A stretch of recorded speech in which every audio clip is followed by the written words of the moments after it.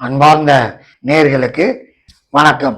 இப்பொழுது நான் இந்த குரு பயிற்சி 1/5/24 புதன்கிழமை மாறப்போகிறது. அதாவது உங்களுக்கு இந்த குரு ரிஷபத்திற்கு வரப்போகிறது.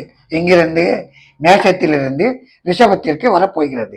சரி, இந்த குரு அந்த புதன்கிழமை 1/5/24 அன்று புதன்கிழமை இங்கு 12வது இடத்திற்கு வரப்போகிறது. என்னையா 12க்கு வரலாமா? கேள்வி. கண்டிப்பாக வரலாம். எப்படி என்றால், உங்கள் ராசிக்கு 7-10 கூடியவன் கேந்திராதிபதி.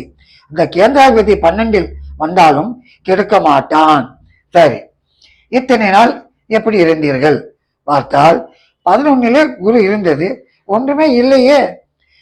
படாத பாடுதானே பட்டேன். எது எடுத்தாலும் தொல்லை தொந்தரவு தானே.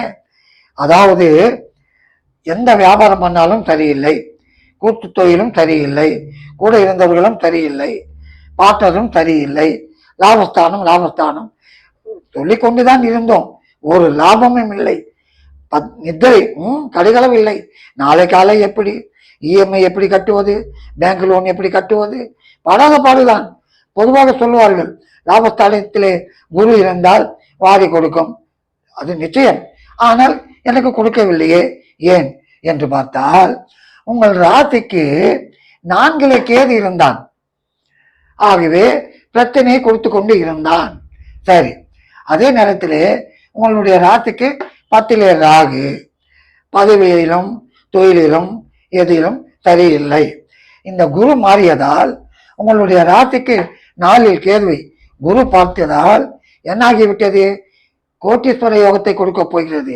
ஐயா, நான் என்று சொன்னால் நம்ப மாட்டீர்கள்.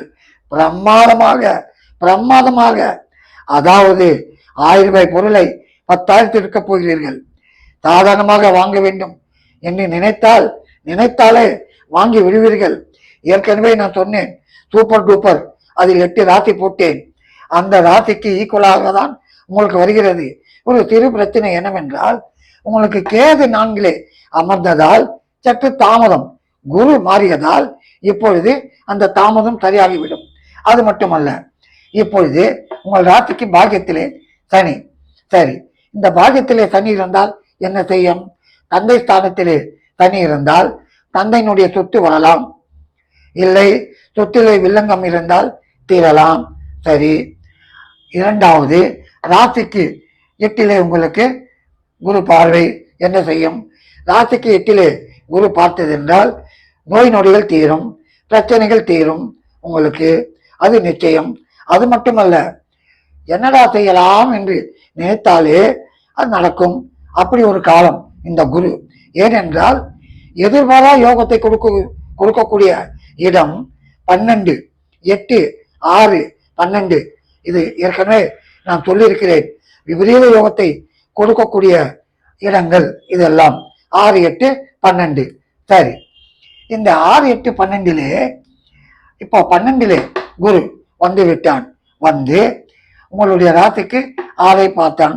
கடன் பிரச்சனை தீரப்போகிறது. அப்ராடு போறதுக்கு வழி இருக்கும். அப்ராடில் இருப்பவர்களுக்கு தொழிலிலே மேன்மை, உத்தியோகத்திலே மேன்மை கொடுக்கும். உங்களுடைய திருமணம் ஆகியிருந்தால் பிள்ளை பேரு உண்டாகலாம். எப்படி? உங்கள் ராசிக்கு 5க்கு 2ஐ பார்க்கிறான். ஆகவே மகப்பேறு உண்டாக்கலாம், பிள்ளைகள் வரலாம். அது மட்டுமல்ல, உங்கள் ராசிக்கு 4வது ஸ்தானத்திலே குரு பார்வை பார்ப்பதால் தாயாருக்கு உடல் நலம் சரியில்லை, தீரலாம். இப்படி குரு பல பிரச்சனைகள் தீர்க்கப் போகிறான். பொதுவாக சொல்ல வேண்டும் என்றால், கடல் புரண்டு வருவது போல உங்களுக்கு பணம் புரண்டு வரப்போகிறது. கற்பனையில நிஜம். ஆக உங்களுடைய ராசிக்கு, இந்த மிதுன ராசிக்கு உங்களுக்கு 4வது ஸ்தானத்திலே குரு பார்த்ததால் தடைப்பட்ட கல்வி அரியர்ஸ் இருந்தாலும் நீங்கள் எழுதி முடிக்கலாம். அதை பற்றி கவலை இல்லை. ஆகவே அன்பார்ந்த நேயர்களே, உங்களுடைய ராசிக்கு 12லே குரு நன்மையை செய்வார். எதிர்பாராமல் நல்ல லாபத்தையும் தருவார். நன்றி, வணக்கம்.